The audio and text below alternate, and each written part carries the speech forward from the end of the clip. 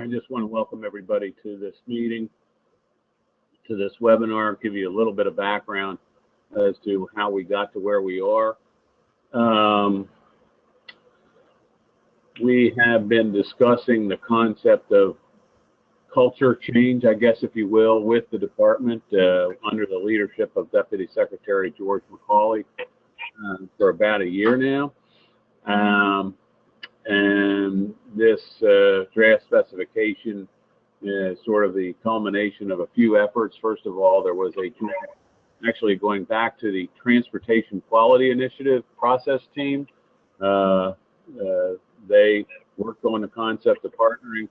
A further task force was formed involving some other folks looking at various and sundry partnering specifications and manuals in other states. We had, APC had a group of leaders meet at our summer board meeting in Cambridge and develop some tenets of partnering, I guess, if you will. And now the task force has drafted this specification in order to move forward. And we've invited the folks who attended the Future Leaders of Industry Conference in November down in Hershey to take a look at this, since partnering and relationship building was a big part of that discussion and that program down there. So we're happy that we've had a number of fingers in the pie, I guess, if you will, here, and a lot of input. We also appreciate the department sharing with us. This is one of the things we're trying to get to, is developing new processes, solving problems before they get to the clearance transmittal. What we hope to have here is a final product that will be implemented in a sort of a pilot fashion in each district during the 2018 project, and then rolled out in total for 2019. So that's the process. Again, welcome. Please provide input. Please comment. Jason gave you the logistics.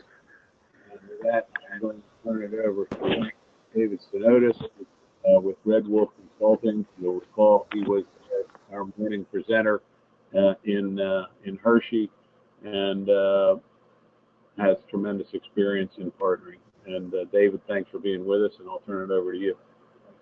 Okay, Bob, thank you very much. Jason, if you can help us, I'd like to sequentially open each of those handouts. Are they able to be brought up on our screen here and see, so everybody can see what the handouts are? We're sharing your screen, so you would have to bring those up, Dave. But right now, so I do see click on that. Okay, yep. Good. Okay, so here is the. Okay, click on the partnering draft webinar document. Open it. Good. Yep.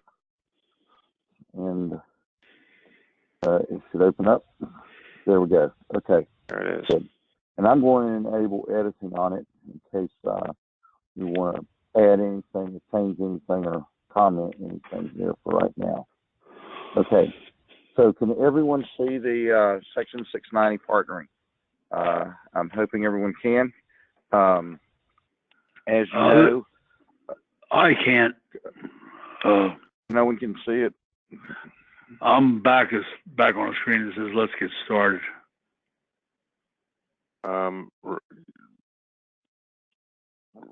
Okay. I'm good to go. I can. Okay. So some people may be on audio and not be able to see the screen, but I'm guessing most people should be able to see the screen.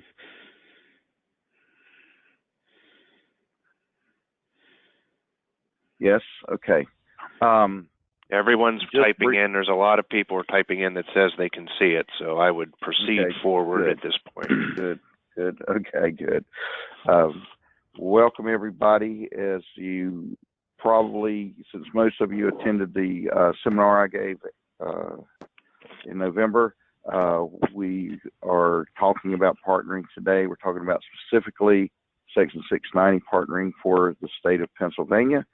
As you know, partnering is a process by which we help, we try to facilitate different parties working together to complete a project as successfully as possible. If we think about the definition of the word partner, it connotates or makes us think of more than just a business relationship.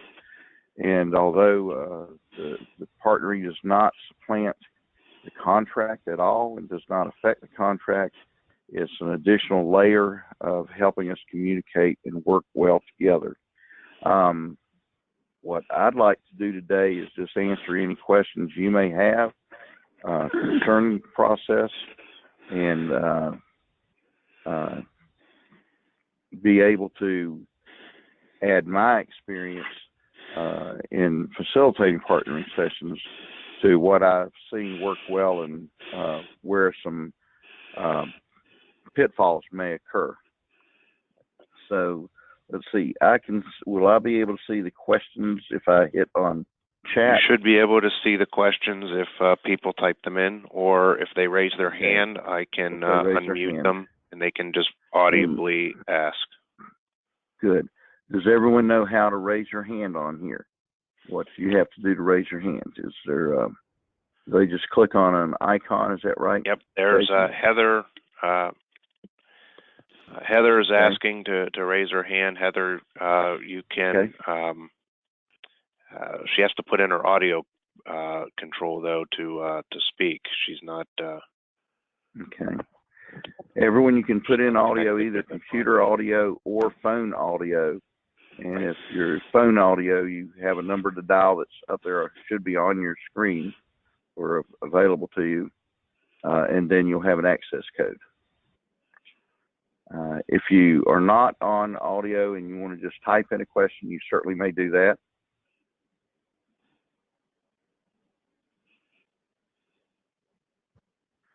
I will.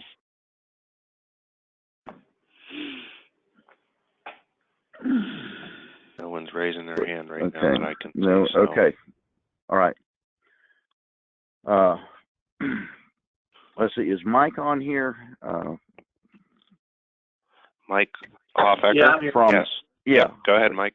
Mike, you want to talk a little bit about what the department is hoping to accomplish by implementing this as a requirement for certain size projects, as well as an option for others?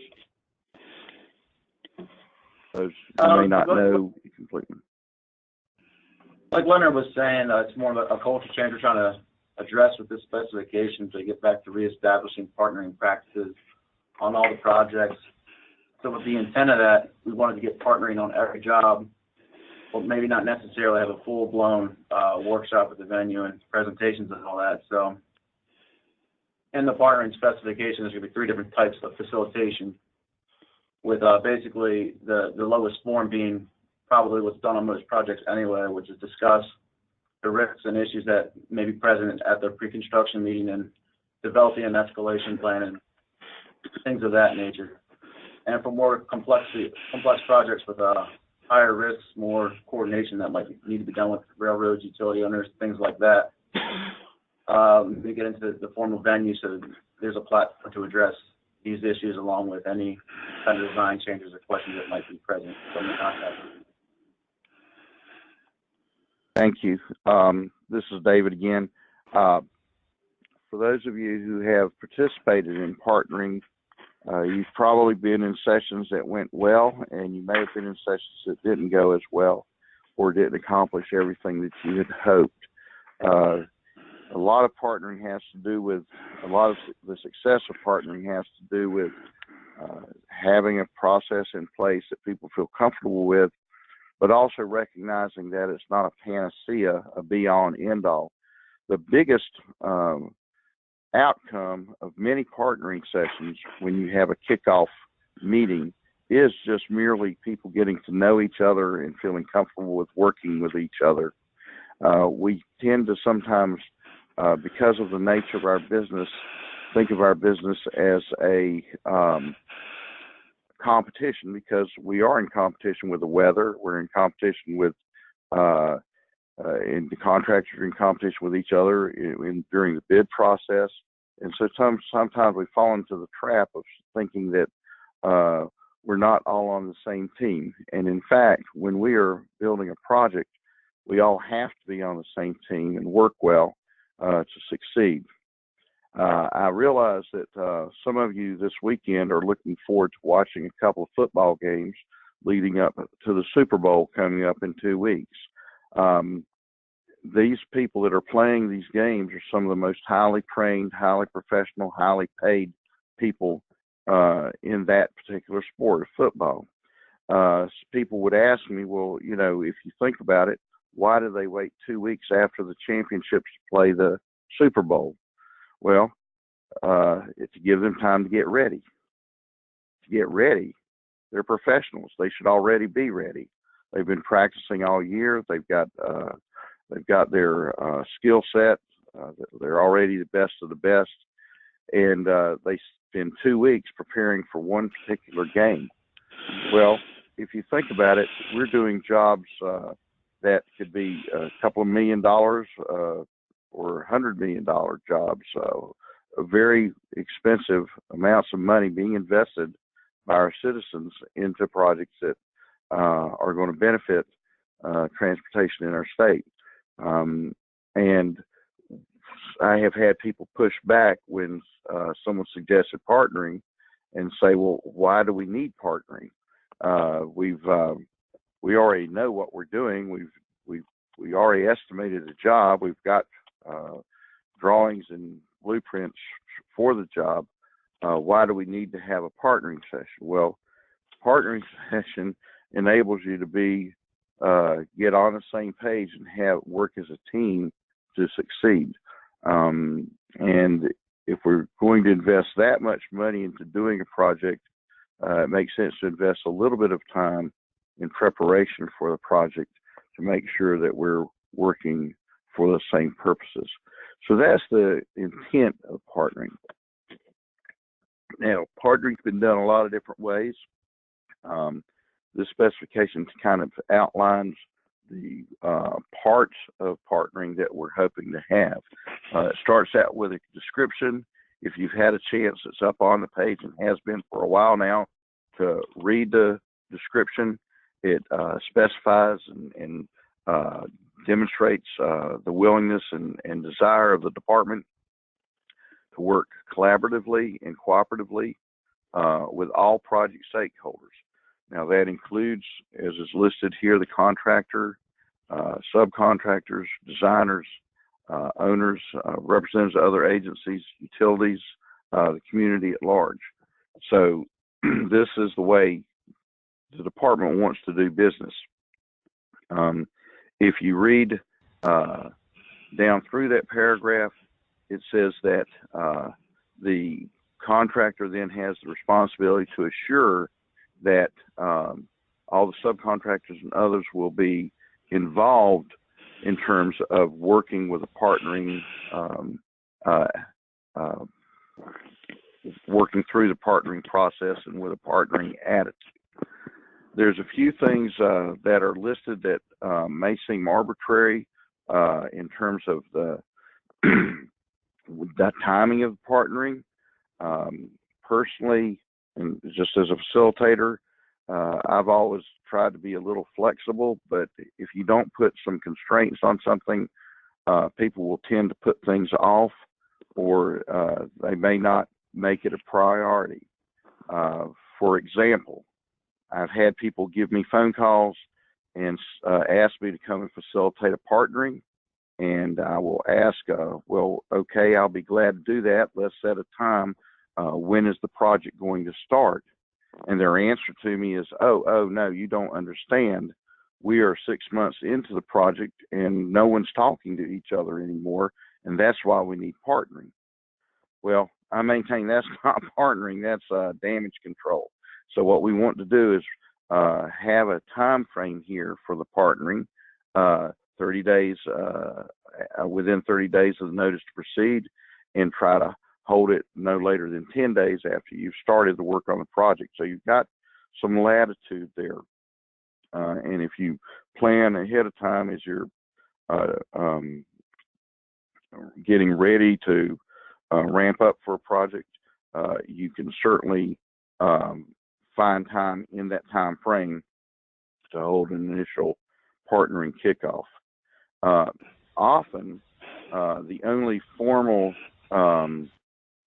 meeting, especially with some smaller projects or shorter term projects, that'll happen is that initial partnering workshop in terms of a formal get together. This is usually a mistake. When you have your kickoff, that's a beginning of a partnering process. You should include the partnering process in your job meetings, in your progress meetings, in terms of letting people talk about the things that you had decided at the kickoff that were important to have implemented throughout the project. I'm going to stop here as we look at the kickoff of what should happen in a workshop, and see if any of you have some questions that you might have about these 6 items that would go into an initial workshop. If anyone has any questions, you can raise your hand, and if you aren't able to, if it's not on audio, you can type in a question. If you raise your hand, I can unmute you, but so far no one has their hand raised at this point in time. All right. Okay, again, be ready. If you can raise your hand anytime, and Yep. Jason, feel free to interrupt me if somebody does raise their hand. Okay. And we'll try to address their question. Otherwise, we'll continue on then. The thing that interests me, of course, in my role here is that kickoff workshop usually, depending on the size, and we'll look at the scorecard later, some of you have probably seen it already written, is that for certain projects that score high enough based on the size of the project, the length of the project, the duration, and the risk involved, will require a professional partnering facilitator. I'm a member of IPI, which is an organization of professional facilitators, partnering facilitators. I don't do a lot specifically with the organization, but there are a number of people that do partnering in the industry. I tend to follow the format that falls right in line with the specifications you've put together. The facilitator has the job of working for the project and for the partnering workshop. He doesn't represent the owner. He doesn't represent the contractor. He or she doesn't represent any other stakeholders. His or her job is to merely facilitate the process. Since it's a one-day workshop or a half-day workshop, help the participants stay on task and manage the time so that they can fulfill the efforts of what they're trying to get done in the time frame. The second thing on their project charter, a partnering charter. Sometimes I call it a project charter rather than a partnering charter, but the charter is sort of like the goals, wraps up the goals and the vision of what the participants in the partnering workshop envision the project to be, and how the process is going to work, how the partnering process will work with each other, what they help to accomplish as a team. Sometimes there are specific objectives that they have as a team as far as how the team will operate and how the team will view itself and each other at the end of the project. Very often the project charter during the workshop will be worked on while other things are being worked on, and the senior executives or senior people from each of the organizations we'll having gotten input from the rest of the people at the partnering workshop, the attendees will then put together this charter and then propose it to present it to the whole group, at which it will be edited if needed, adjusted if needed, and then agreed upon, and very often have a signing where everyone signs, and then that is put together, and that charter then is published for the project. What this charter then becomes is a touchstone, if you will, and if we have issues during the project or decision points during the project in terms of how to partner, we can come back to that charter as our touchstone to guide us. Dave? Is there any question anybody has about the use of a project charter? Yes. Actually, Mike Sis, you're able to ask your question. He raised his hand. Okay, Mike. Mike? Okay, I'm using my computer speakers, which I haven't done before, the mic, so hopefully you guys can hear me all right. Yep, we can hear you. Fine. Great. Okay. The questions with regards to the professional partnering facilitator. While you guys were running through that, I went to the IPI website and tried to get a bearing for how many IPI facilitators were available, and it seems like a pretty limited list as of now. I was just curious if we wanted to, maybe broaden that particular term to include partnering consultant or something that was less IPI specific, or if. Oh yeah, yes, very. Sorry, Mike, I interrupted you. I apologize. Go ahead. Yeah, that was kind of my point.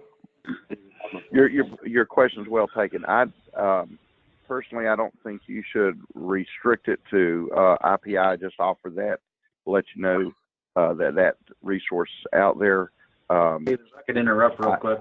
I didn't specify IPI specifically for that reason. Yeah, they should not, and I certainly wouldn't specify. They're the people I know. I don't know them all. The people I do know within the organization are good people and good facilitators, but I can't speak to all of them. And there are many good facilitators. There's several firms that do consulting in the construction industry that also do partnering, and there are many individuals that do partnering. And if you, so I would not specify that. Okay, I would just suggest maybe we don't have to do it now, but consider maybe adding professional partnering facilitator or consultant just to the wording, so it's a little less. Yeah, right now it says a professional partnering facilitator or consultant. Is that what you're saying? That would be my suggestion, or at least consider how to broaden the scope of what sort of facilitator or consultant you need to provide. I think that's an excellent suggestion. If somebody will make a note of that. I made a note myself. Good. Perfect. Okay. Dave, there's another question. This might be a good time to, somebody typed in a question that said that, I'll just read it. Partnering must be a collaborative effort. When any member of the partnering framework is recognized as a hurdle to partnering, the situation needs to be addressed. Allowing this hurdle to the process to continue can have a detrimental impact to the project progress. How do we effectively identify whose members of the partnering team that present a hurdle to the success of the project? What steps can be taken once this identification is made? Any? That's a very good and somewhat complex, not complex question, but it requires a little bit of a complex answer. But straightforwardly, there will always be people that sometimes won't buy in initially or won't understand initially what the concept is, or they still view themselves as part of an organization that's in competition with other organizations within the framework of a team effort. One of the things that we try to do, or we do during the partnering workshop, is we have an exchange of not only an exchange of organizational charts, but a definition of who is who within each organization and who we escalate to. It's imperative that the top of each organization that's involved is committed to being successful, and therefore realizing that for any of us to be successful, for the project to be successful, we all have to be successful. In the escalation chart, if we have people that we have individuals that resist or prefer not to be cooperative or tend to be a hurdle, we need to escalate that up within their company or organization as needed as soon as possible. I have seen contractors reassign project managers, superintendents that were unwilling to work as a team with their owner. I have seen that happen, but that's the first way, and the way it really has to be done is we have to be willing to escalate up within the organization where the hurdle exists. Now, having said that, of course, the first thing we do is try to make sure that we see the value of the partnering at the workshop. We make sure we get input and from all the people at the workshops so that people realize that their thoughts and their ideas are valued, and we treat each other with respect and as partners. And during that workshop, a lot of times people who are hesitant at first, and actually sometimes it's the ones who are the most hesitant at first, when they see that there is a better way of doing things, they can be some of the best participants, people who are willing to buy in and make things work. But to answer the question directly, that's why we have the escalation chart. And if we have people either sabotaging the effort or not willing to work as a team, we do have to escalate it within their organization.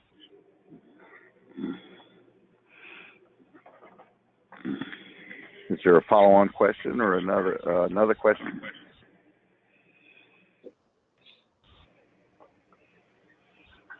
Okay. Hand in hand with that, this third item on here, a periodic joint evaluation process, I have seen, frankly, I've seen a lot of partnering sessions where we had an initial partnering session and the team did talk about how are we going to tell how well we're doing. They either put some surveys in place or some other measures in place to track how well they're working as partners, maybe frequency of communications, quality of communications, again, sometimes subjective measures. And when at a follow-on meeting, say 6 months later or 6 months into the project, when I have been asked to come and facilitate, I have found that they're often, more often than I'd like to say, you have people say, okay, this is how we're going to track how well we're working together, and then they don't use their tracking system that they spent the time to put together to work on. So very often what gets measured is what gets done. So you have to put a measurement in place of some sort, and if you do have to use it. Now, the other thing I've had happen is along these lines that in the having an evaluation process in place is if it's too subjective or if people get defensive in utilizing it, they see it as a way of criticizing each other rather than a way of helping each other. It doesn't do any good to put something in place. If I ask you, for example, as a facilitator, and I said, would you please rate me in these 6 areas as to how well I'm facilitating? And then you gave me ratings and one of them was low, and I either ignore it or deny it or don't make any changes, then there wasn't much point in putting measurement in place. So if you do put a measuring system in place, an evaluation process in place, I encourage teams to do it corporately rather than measuring each organization relative to each other. Do it as how we're doing as a group. All those things, all the measures feed into that group measurement, and then we address what we need to do to continue improving during the process. I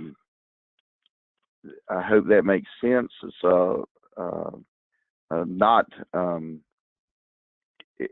it's not the easiest thing to do, but it is important to have a way of measuring that everyone feels comfortable with, or that the major, at least at the field level and at a level where people are actually interacting on a daily basis, has a way of measuring how well they're working together.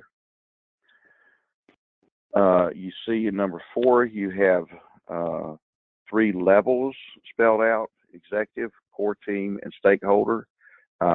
And when we think of the kickoff session, we're usually thinking of a session that includes all 3 levels of this. The executive team may get together after the initial kickoff, either by phone or through other communications from time to time, and may get back together if there's at a follow-up formal partnering session. The core team, however, will be the team that meets on a regular basis throughout the job and includes partnering as a part of a portion of how they do the job going forward. The stakeholder partnering, they may also be coming into the partnering session during the opening workshop, but may not be back together again as a group unless there's a follow-on workshop.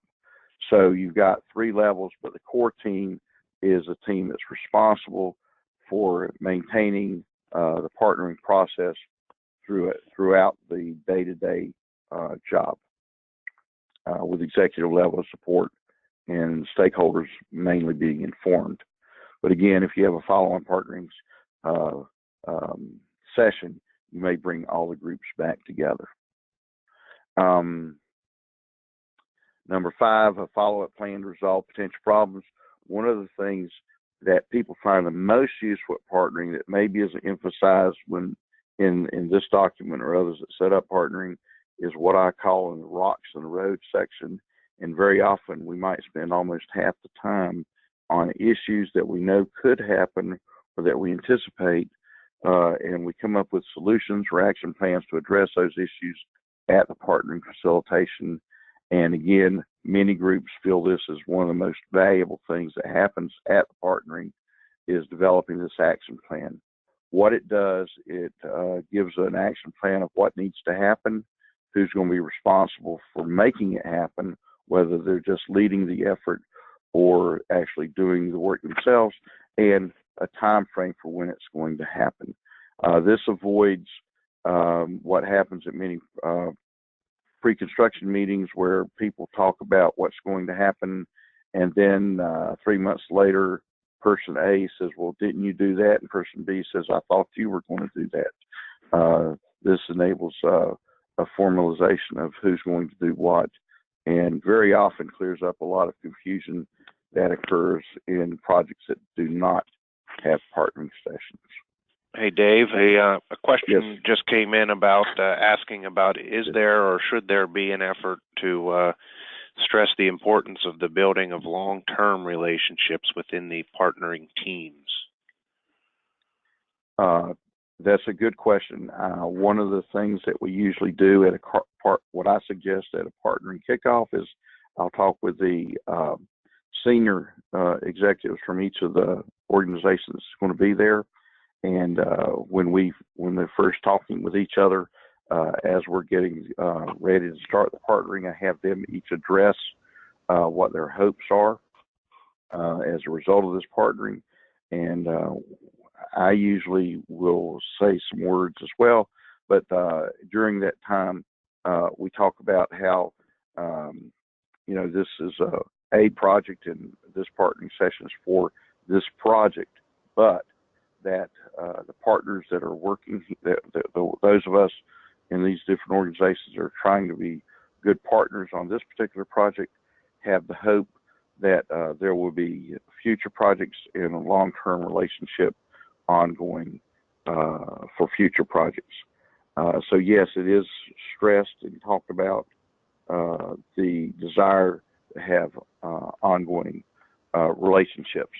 And I think, of course, many of you already have had long-term relationships in the industry with the owners, whether it's a contractor and a subcontractor, or a contractor in PennDOT, or PennDOT in a municipality. You've worked together and you build those relationships. And the way you build relationships is people to people, person to person. So that is a good question, and yes, and that's one of the major outcomes of partnering, is building those relationships that go forward throughout future projects.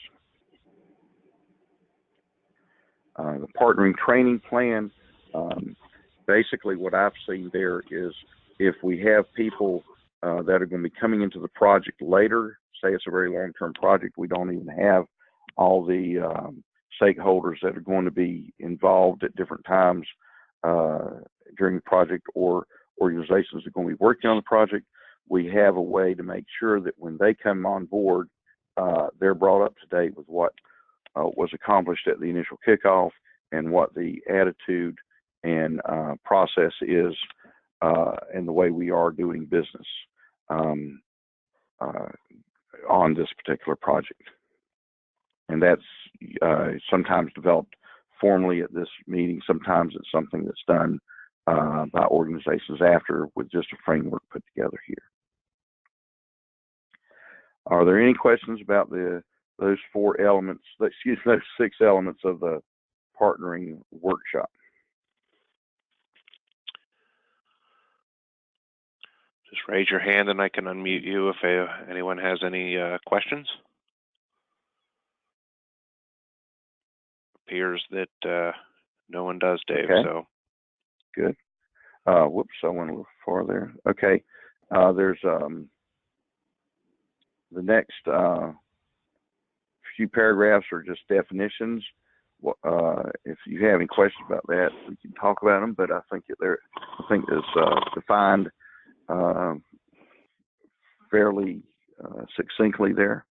Who the project team is, what partnering is, and who the project team leaders are.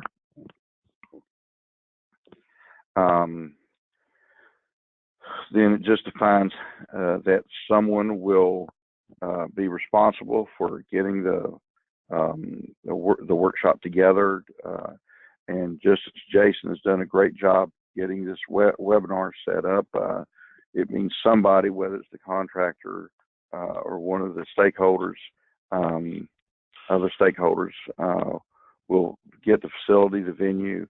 It might be someone may have an office that can be used. It may be that one has to be found and rented.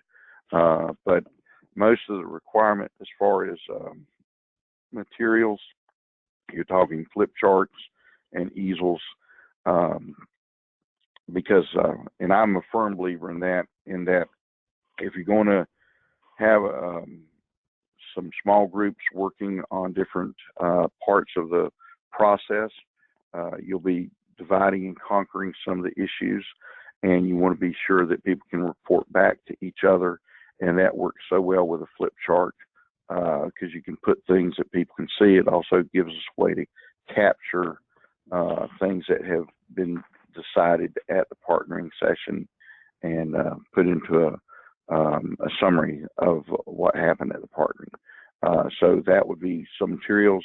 Very often someone will provide meals or snacks, depending on how long the partnering is lasting. And of course, if somebody from the state wants to speak to that about how that has to be handled, because in some cases for PennDOT or others, there's certain requirements and so forth as to what you can and cannot receive, because it doesn't want to be looked at as a gift. So the way you handle that can be different in some cases than others. But the materials are the materials for the partnering: flip chart, markers, maybe pads and pencils for people. You can bring your own, and then a venue, and then sustenance, or at least access to sustenance while you're having a meeting. Okay. Okay. The project team, again, the people who are making sure the project or responsible for the project will plan the kickoff.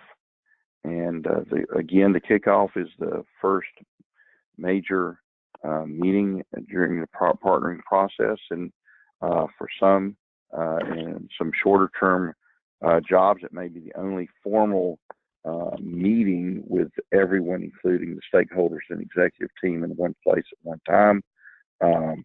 If it's a long-term project, it's a very good idea to make sure everyone, or as many as possible, get back together for some follow-on sessions. And then the core team, of course, will continue to utilize the partnering process and techniques throughout their meetings going forward during the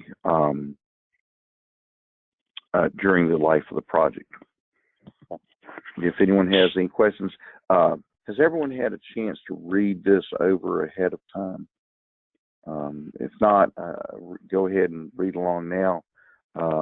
We're moving at a speed that I don't think you should have any trouble reading through this. It talks about the kickoff and then initial partnering meeting, which can very often be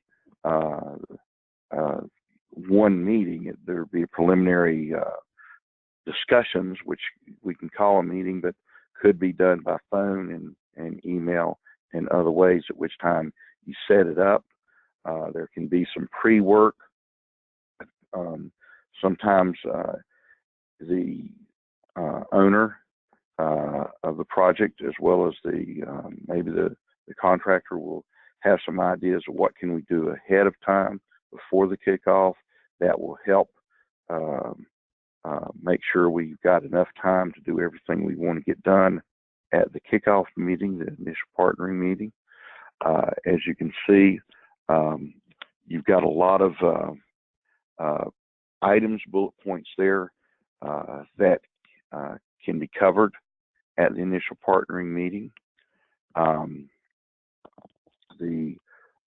Deciding on what type of partnering to do, you can use a scorecard, which we'll look at in a few minutes. But then at the meeting, you can see that there's all these bullet points that need to be covered, or most of them would need to be covered.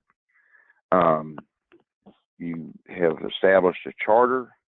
To establish a charter, one of the things you want to make sure you do is make sure you understand what the values are for the team. Then have the group put together their goals, and these are both individual goals as well as corporate goals that get put together. Individual organizations versus project goals that are put together, and then how are we going to get those goals done? What is the process? And so that's included in the charter language. We have here the exchange organizational charts, which we already mentioned. That helps with the escalation chart that you put together.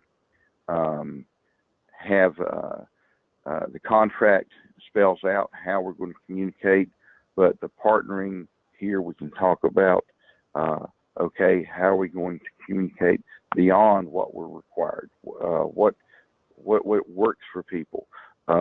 This is a good place and a good time to establish how people prefer to be communicated with. That will work. Roles and responsibilities are shared. That's usually shared during the introduction, but is expanded as the meeting goes on. If there are things that are going to be required to be done, you can include those at this time. Certain roles and responsibilities that people have on the project, but also what additional roles and responsibilities people will take on to assure that the partnering process is successful. The escalation chart also discussing the team's commitment to resolve claims at the lowest possible level.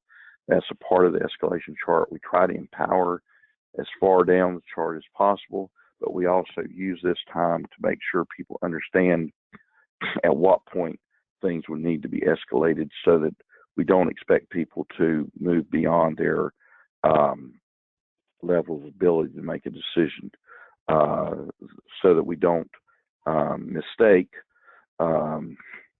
someone's willingness to work as their ability to say yes and know when to make sure we get the next level up's permission to make a certain decision.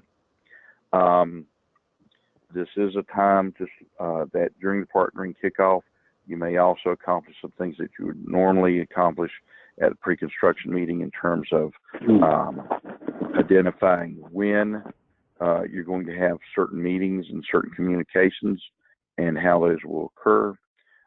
And you may do some other of the processes that would be done as part of our pre-construction or first few construction meetings, as you can see here.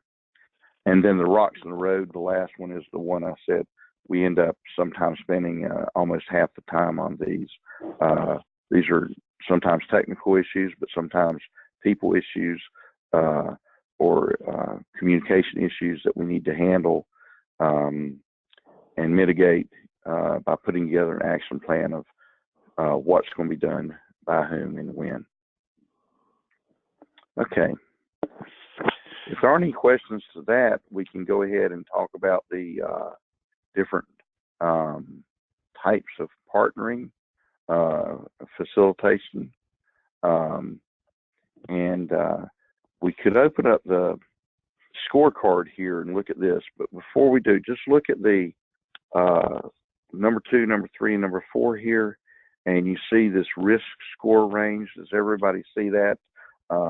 Internal facilitation, if you've got a project that scores, and we're going to look at the score sheet, in the 5 to 13 risk score, it's felt that in many cases,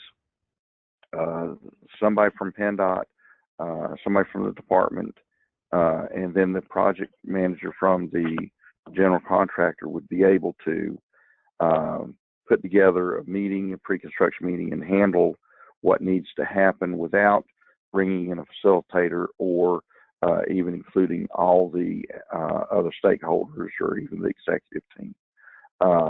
If you get up to the risk factors between 14 and 27, which is a pretty wide range, then they say, well, we probably do need a facilitator. If we've done many of them and we're working with people that we work with a lot, the score may be low enough that we don't need to, but this is where we might bring in a facilitator and have a formal partnering, probably a half a day. I would suggest that it might go a little bit longer than half a day, just from my experience of the way the dynamics work. And then if it's very high risk, certainly go to formal partnering if the risk score comes out at 28 to 35. And let's look at this, if I can open up this scorecard, and we'll look at how that's decided. Okay. Jason, I'm clicking on it and nothing's happening. Double click it, and yep. we're still sharing your screen, so I see your Explorer. You see my hands on it, right? And the little hand thing's on it. There it goes. Yep. Something's happening now. Okay.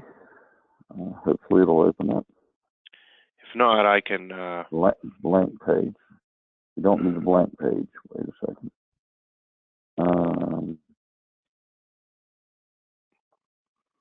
It's just saying that I'm connected to the. Everybody can see that I'm connected now. Right. Huh. Do you want me to open up the scorecard and then I can just share my Yeah. screen? Yeah, let's do that. Okay. Let me open it up.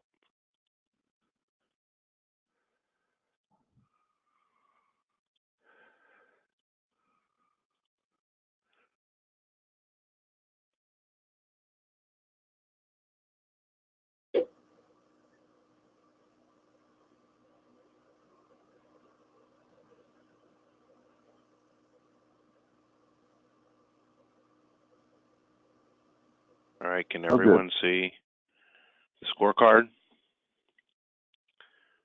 The Excel? Now, Dave, I gave you mouse control, so you should be able to hover now over that. Good.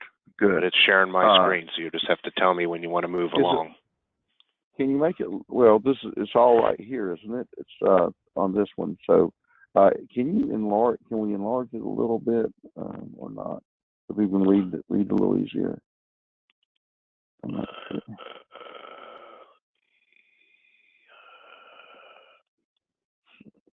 Yes, wonderful. Maybe I went too far. Mm-hmm. Is that good? That looks good. I hope everyone can see it.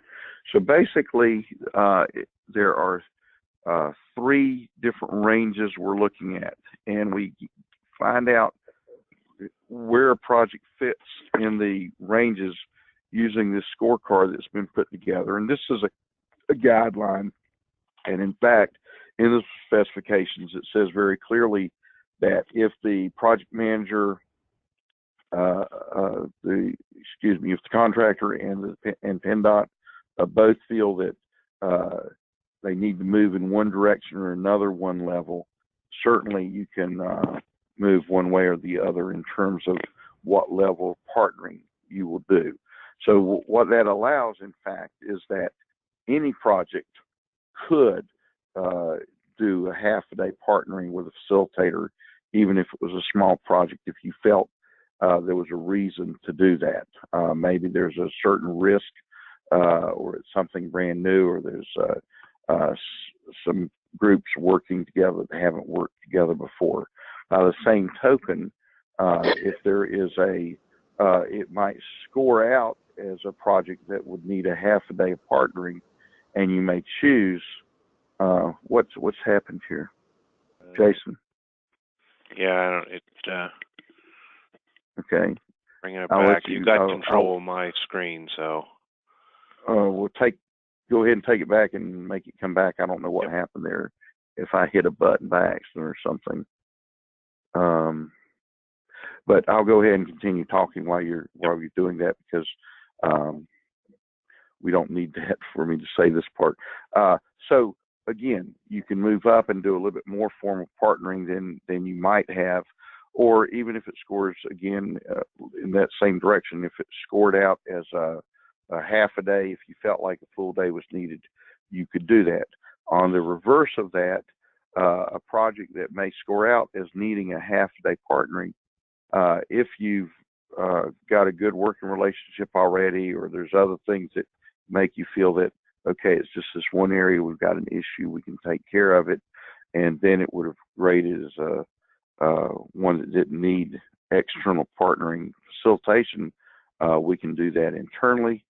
And even a very large complex project, you might choose, if you have, say it's a large complex project that you're using the same people that you used, and to do a previous project, you might be able to do one of the, a half-a-day kickoff rather than a full-day kickoff. However, I would say don't use that as an excuse or a reason to minimize the partnering you do. If I was going to err personally, I would err in the process of over communicating rather than under communicating, which would mean I would err on the side of making sure you do the more formal one, or at least the facilitated one, to make sure that you have a good kickoff. Okay, are we seeing your screen now?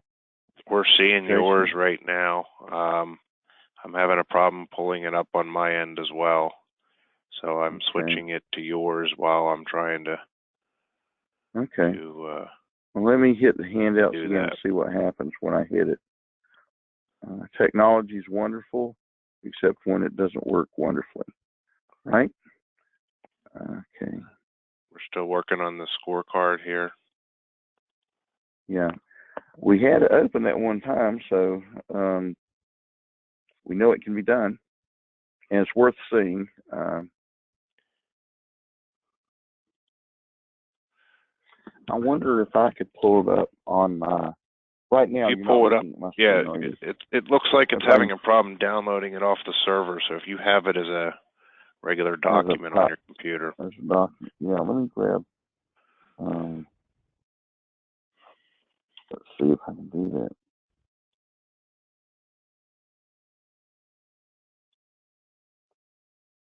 Okay.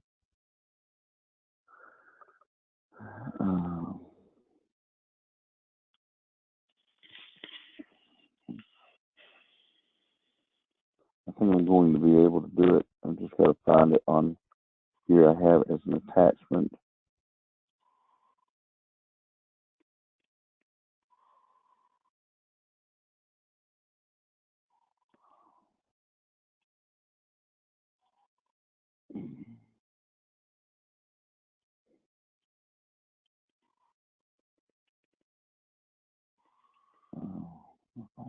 Aaron, do you have it on your computer?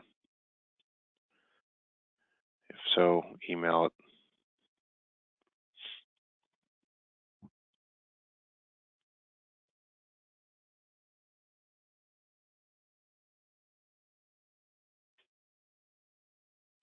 I know we had it.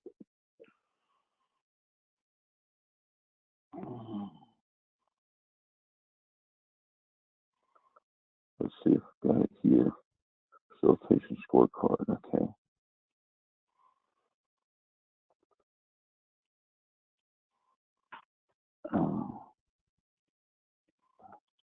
Okay. Now, share my screen. All right. Okay. Can you see it now? I just opened it up on my screen. Okay. Yep, I see it. We're on your screen right now. Okay. And if anybody can't see it, go ahead and type it in if you can't, because we're going to assume you can see it if we don't hear otherwise. Okay, here's the project scorecard, and you see on the left-hand side there are 7 different areas that we're going to try to measure. The first being project duration. Everybody see that? Number of third parties, et cetera, et cetera. If you look at the 3 different levels that you can score each of these areas, and we'll use 1 or 2 of them as an example.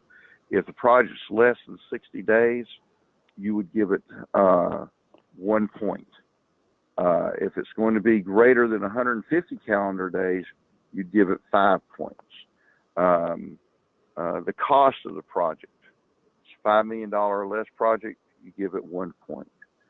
5 to 15 million, 3 points. Greater than 15 million, 5 points. Again, these are guidelines. If you feel real strongly about something, you can always push the score one direction or another. But if you use the scorecard, what happens is after you finish is you get a risk score that you can add up, and it gives you a numerical number to work with. And in this case, this example, this one had a risk score of 28, which is fairly high. And if you look at it, it had many risks with significant costs involved with this project, which was a 5. It's got a bunch of schedule risk. They gave that a 4, somewhere between the 3 and the 5. So you can do that. You can give it a score if you want to, instead of just 1, 3, and 5. You can say, well, it's somewhere, we're not sure which it is, it's between these. So you can give it a score of 4 in that case. They added up the score in this case, and it scored a 28. So that would indicate that we need a formal partnering, a full-day partnering with this. If you think about projects you've done recently, you could probably think about how would I have scored that one out, and you can use this sheet and look at it, the scorecard, and say, okay, I can see where that would go. Now, it may be that when you get the project manager from the contractor, as well as a project manager from PennDOT together, and they're talking about this, and they look at it, they may come up with slightly different numbers. That's where you can have some discussion and decide amongst yourselves, you know what, I think you're right. We probably do need to, that risk is a little bit higher than we were thinking it is in that area.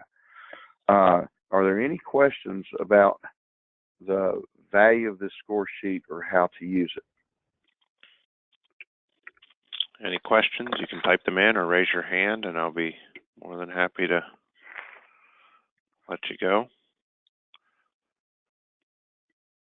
I don't see anyone raising their hand right now, or if they type in a question, I'll cut in. All right. Well, if there's not, we're going to go back to the document and finish going through that. But I wanted to make sure everybody saw this score sheet. And does everybody have access to this? Was this sent out ahead of time to the people that are on the, or can it be sent out? Yes, they had this attached to the webinar registration. I didn't hear what he said. And that was Aaron. It was sent out prior to. It can also be accessed there, and we can email it out afterwards as well. Okay. Okay, I'm going to try to go back to the specification now, which if I open up Word, there we are. Yep. And wow, that was a lot easier than the moving before. We did very good. Okay. Let's see. So you see the 3 different facilitation types. We've talked about them and the risk score that they fall in. Again, you have some latitude. Now, if something scores in the 28 to 35 risk, you, according to the specification, you can't just do internal facilitation. You'd have to do at least formal or semi-formal.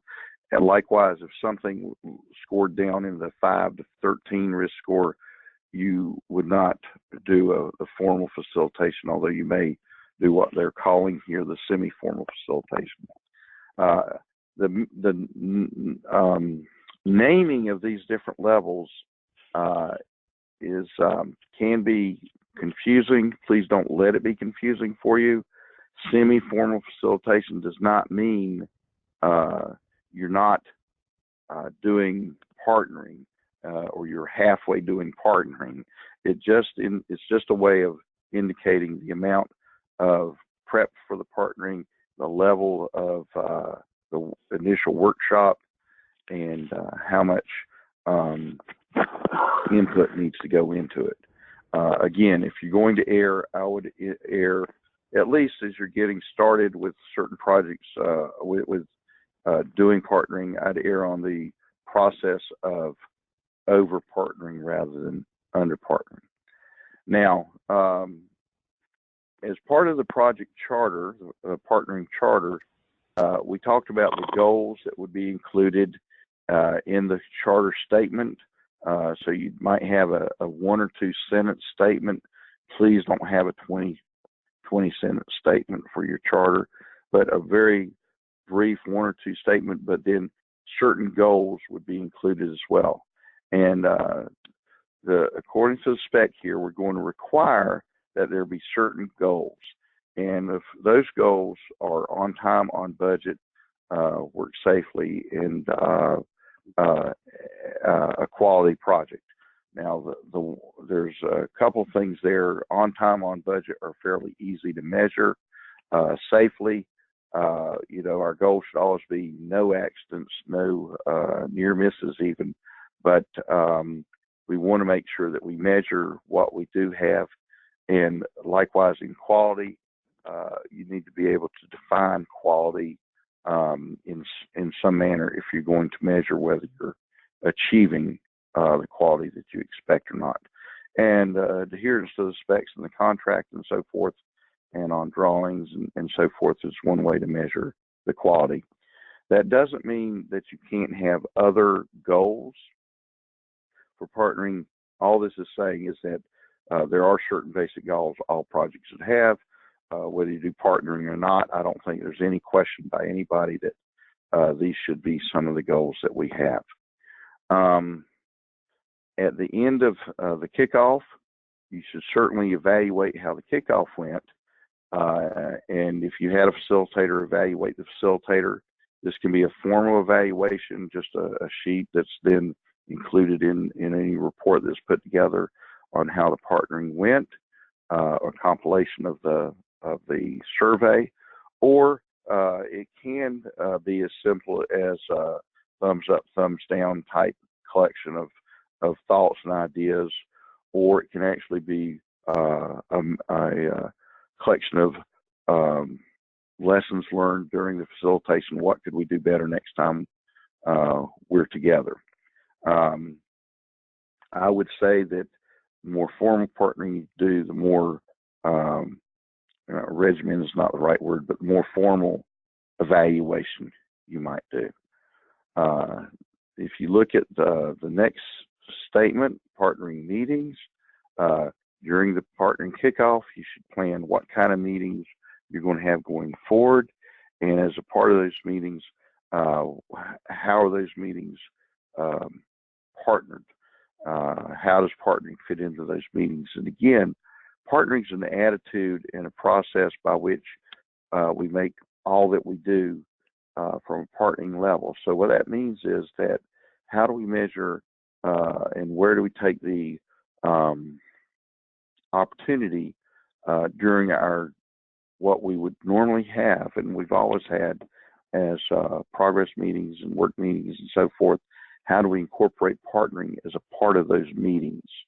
And then you see that the overall, how are we doing partnering? We want to track that on a monthly basis. Now, the questions asked, okay, if you're collecting this, we don't, and this is something I would also caution you, don't get to the point where maintaining records is what partnering is all about.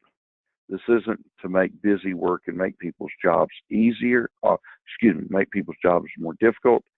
Partnering is a process by which we're trying to make workflow better and smoother. But to do that, there is a level of evaluating how are we doing. So at monthly meetings or weekly job meetings, you should always be asking the question as part of your meeting, how are we doing? Are we partnering effectively? And it may be as simple as everybody giving it a 1 to 10 rating or a 1 to 5 rating or something like that. It may be as simple as everybody saying, I think we're doing well, or you know what, we've got some issues here we need to address.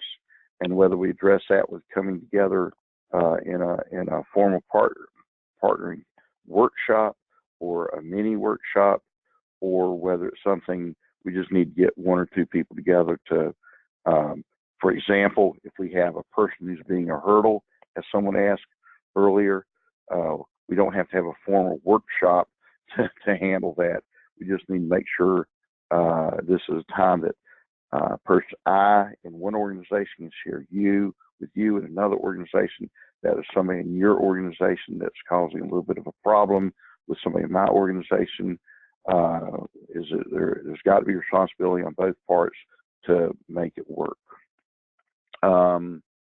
Again, we should always evaluate our facilitator if we've used one, and also we should also evaluate anyone else who had an active role in putting it together, just to make sure that we're maintaining a level of expertise and effort and result-oriented success in our partnering effort. It's suggested here that at the end of a project, there should be a workshop.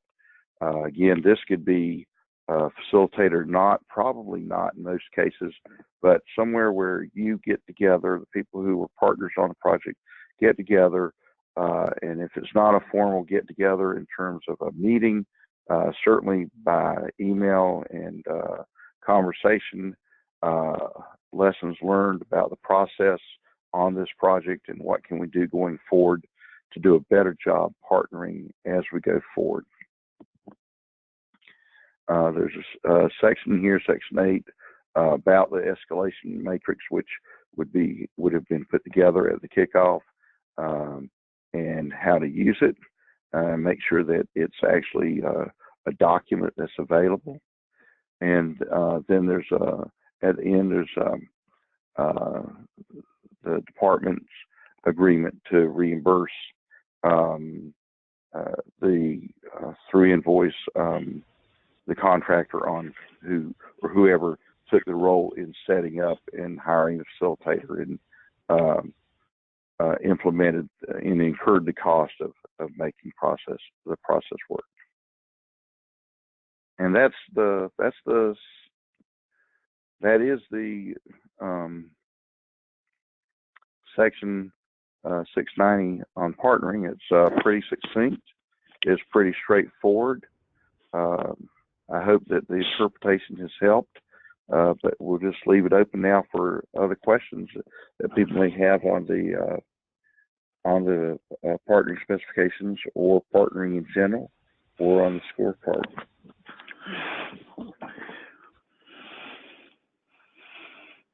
Anyone have any questions? Raise your hand and can open it up for discussion for those that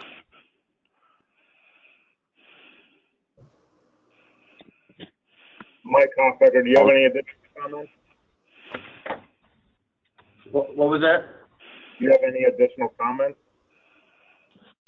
I think I'm good right now. Let's open it up for any questions if anybody has any. This is also a good time if you've got any thoughts that about the specifications, that not just questions about what's here, but if you've got questions as to why things are being done a certain way or why it's a certain way, that's a good time to ask that. Or if you have any questions about, while I'm on the line, about facilitation or facilitators, or if you've got any questions, Mike's here. If you got any questions to Mike about the department's desire and reasoning behind adopting partnering as a process.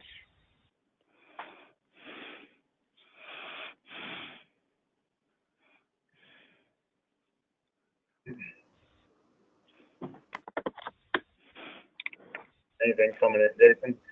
No, I don't see any questions or hand raising at this time. So you can just wait. What I would go ahead. Give them a little bit more time if they have a question they want to formulate and ask. But while we're doing that, I would be very interested if some of the attendees, we've had, I think we've got 26 right now. We had between 25 and 30 the whole time. Just curious if any of you would like to say anything about your experience with partnering or what you see as a benefit of this based on what you've seen in the past on projects. If you can make a comment as to what how you think partnering will help. We did have a something on that line.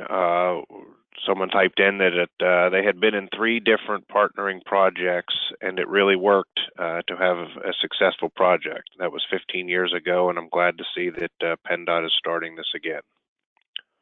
Wonderful. That's great. Thank you for that comment. Whoever made that comment, that's great. That was from Reed Bachman.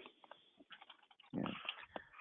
You know, partnering initially started in the 1989, 1990 time frame by the Army Corps of Engineers as a process. It's not that people never worked together before, but implemented the process of partnering, and it took off and moved from civil projects into commercial projects and everywhere. And a lot of people utilize partnering. The problem that affected partnering was you ended up having a number of people saying, okay, we call something partnering, and that we magically put some foo-foo dust, and then everything's going to be great because we said we partnered.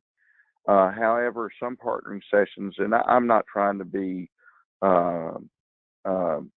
belittle anybody, but you had a lot of people doing partnering where basically it was holding hands and singing Kumbaya, or it was just, or maybe it was good team building, but they didn't follow they didn't have a process of focusing on the project. What this attempts to do is making sure we're focused on working together to help the project succeed. And so this specification spells it out in a way that keeps us on track and makes sure that we cover the things that have been proven over and over to be the elements that make partnering successful. Mike has a question here. Go ahead, Mike. Yeah, regarding the partnering charter agreement, you know, I think some of the things that arise in partnering, or the reason we need to partnering, are the on time and on budget goals. We're frequently coming from two different perspectives. So I feel like, you know, trying to develop a charter to say this project needs to be on time and on budget, I think they both come up with similar in that there's certain things that, you know, are beyond control with regard to how the plans are, or unforeseen field conditions, or things that change in scope. What sort of things can to this, or what sort of practices have you seen in conjunction with this? It'll really help frame that up, only what you can control, and if it ends up way late and way over budget, that, you know, you're controlling what you can, but you accept that, you know, it ended up there, and some things were, you know, we partnered, but we still missed the boat on budget. Right. Good point, Mike. Again, when we say on time, on budget, some people may have different interpretations of it, but as we said at the outset, nothing in partnering replaces the contract. So the contract deals with what the budget is, it deals what the cost is going to be, and how to handle cost overruns or cost savings, as well as schedule in terms of schedule overruns, or if we miss milestones. So that's officially and technically, or what's the word? Not technically, that's officially handled by the contract. What partnering does by saying on time, on budget, is allow us to say, okay, if we put that in as a goal, how are we going to mitigate situations that may cause a schedule? How are we going to recover time? And gives you a chance to have those discussions. But again, as a partnering goal of being on time, on budget, it has to follow in line with the project goal and the contractual goal of being on time and on budget. I'm not sure if that answers what you were saying, but it says that we're going to work together rather than against each other to come as close to the schedule and budget as we can. A couple questions came in. Oh, go ahead. Yes. Go ahead, Mike. Sorry, just to respond. Yeah, that covered it pretty well. I just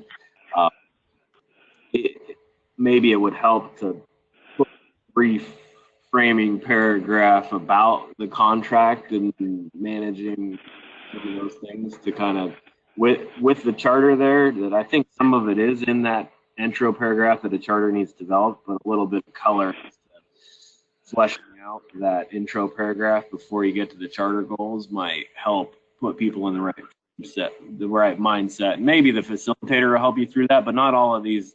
I don't think you're gonna have a facilitator on some of the times where you're gonna need a charter. So No.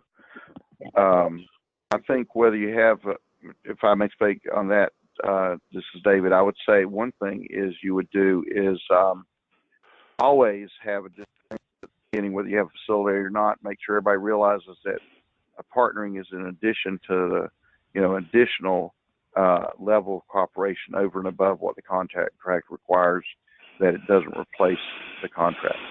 And yes, if you can spell out some of those things as to how we're going to address, say we see we're going to go over budget, or we see we're going to go off schedule. We have some thoughts in mind and some action. We take some actions together so what are we going to do to try to be on budget or on schedule, rather than just saying to the contractor, say for instance, okay, hey, this is what the contract says. It's your problem. You deal with it. I don't want to hear about it. That could happen in a contractual situation. In a partnering situation, hey, I'm having trouble here. I might be over budget, or I might be off schedule here. What can we do? And then the department, the owner, all look at, okay, what can we do? Okay, well, let's see. We've got certain things here that the contract says we've got 10 days to do it. Let's see if we can do these things in 5 days, because that'll save some time here. Maybe we can recover some of the schedule if we can do that. So you look at ways together to figure out how can we get back on schedule, how can we get back on budget, rather than just, that's your problem, not my problem. Yeah. It's setting a precedent as to how you're going to deal with things. Again, it doesn't replace what, at the end of the day, what happens if we miss a goal. David, this is Bob Latham. Can you hear me okay? I think what we Yes, sir, I can. I think maybe what we want to do is, I think you summed it up nicely. We may take a look at how we can add some of that into this paragraph. I think I've gotten some other feedback from folks that the way that's written, words like mandatory goals produces some trepidation in the industry folks that that basically there's going to be no wavering from the contract documents, et cetera, et cetera. Gotcha. We'll work on. I think that's sort of where Mike was coming from. I don't mean to put words. Okay. But well, why don't we leave it with this then? That anyone that's on here, if you want to send, where should they send thoughts, or who should they call to give their thoughts to? Bob, should they send them into you, or to Mike, or who's going to collect thoughts and then lead a discussion about rewrites? Well, we'll work with Mike on this. And perfect. Addressed to myself. I think my email, Aaron, this is Aaron with APC. My email was listed as any comments to be addressed to, and then we can get them to Mike as we did prior to the webinar here. Okay.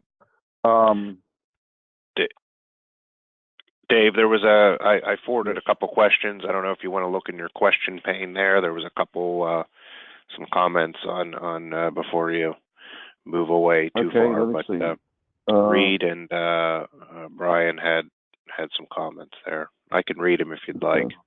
Here we go. That's the long-term relationship one. The last two, yeah.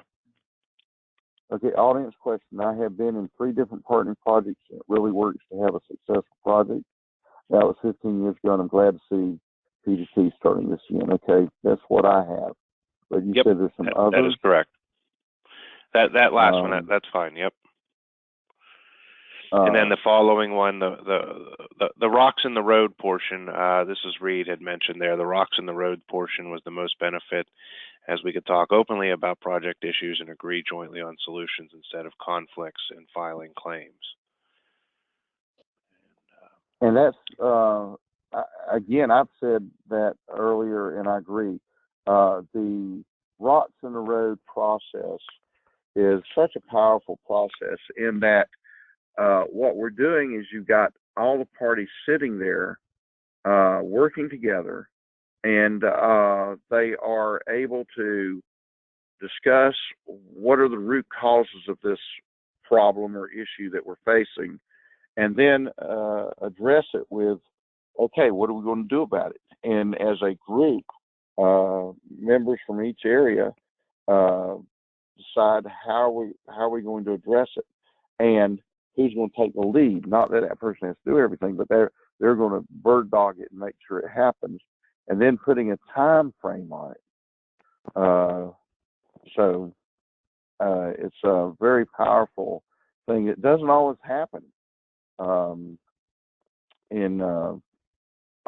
projects. I don't know if anybody can. Right now, I'm just typing out. Is everybody seeing my typing still, or are we on something else? Yep, we see your screen. Okay. Well, I'm just putting my email up there for anybody that would like it. If you have questions about partnering that I wasn't clear about, so that you'll have contact information for me, if I may. I'm just put that up there for a minute. So that'll be there just for a few minutes there if anybody wants to copy it down. If you need to reach me on anything, I want to make sure people can reach me. Okay. Quick question that's come to us. We see the specification that we're working on here, but somebody asked if we were, or Pennsylvania was going to put together a partnering manual that I guess a number of states, in addition to having a spec, if you will, have a more detailed partnering manual. Curious to see your thoughts on that, or anybody else.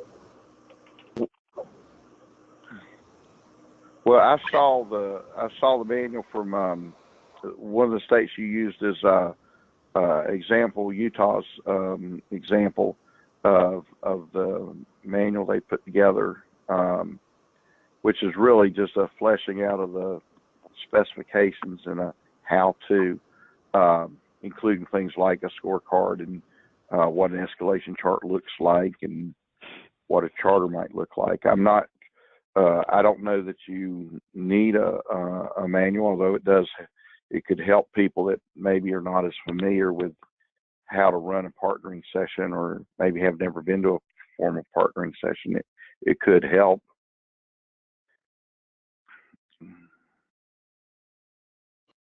Okay, thanks.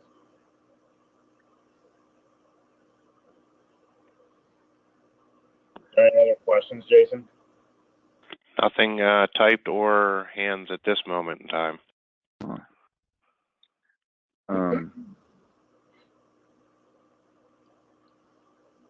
Did Brian get an answer to what he wanted to? I commented that our hope is that this works as well as his experience and other as he had in the ICC in Maryland. If you'd like, I can read his comment. His basic comment was the key is that the commitment from all sides is the key to making it work well. Yes. Okay. All right. Well, I'd just like to thank Mike Hofbeck for giving us the opportunity as the APC to reach out to our members, to hold this webinar, to get comments and let it be known to the industry what's out there and what's coming. Also, thanks to you, David, for taking the time and opportunity, getting together with us prior to the webinar and joining us here on the webinar to get comments and lead us through the webinar with your professional experiences. Well, I was more than glad to do it. I was glad to be a part of it, and I thank you for allowing me to. If anyone needs any information as far as Dave, he did get his information there, but if you need anything else, feel free to contact myself. I can get you his information after the fact, or we are going to post the webinar up onto our page as well as the partnering spec and other documents for future comments. Okay, great. Mike, do you have any steps forward as far as on PennDOT side when you see putting this out for CT that we can get additional comments prior to that if need be? I was thinking by the end of the month to put it out on a clearance transmittal, but if anybody from industry wants to just give you their concerns a while to you, you can gather them all at once and you can give me a call or something to me, and I can probably address them before I send that on CT if you'd like. And Mike, the implementation time frame would be what? Yeah, but to get the spec through the CT process? Well, when do we think we may see it, either in pilot form on jobs or, For pilot, I was kind of hoping sometime by the end of this construction season, if we can get through the clearance transmittal process in time. That's the hope right now. And then 2019, if everything goes well with the pilots, probably fully implement the specification sometime then. Did you reach out to any of the districts as far as discussing it with them yet or no? I haven't reached out to districts yet. I was going to wait till it gets on the clearance transmittal so everyone has a chance to see it. Well, I think we're going to talk about this during winter schools. I think this will be discussed and highlighted during winter schools as well. Yeah, I had the District 10 winter school. I already discussed it there, but I will be doing the district tour for each district for winter school, and it will be discussed there.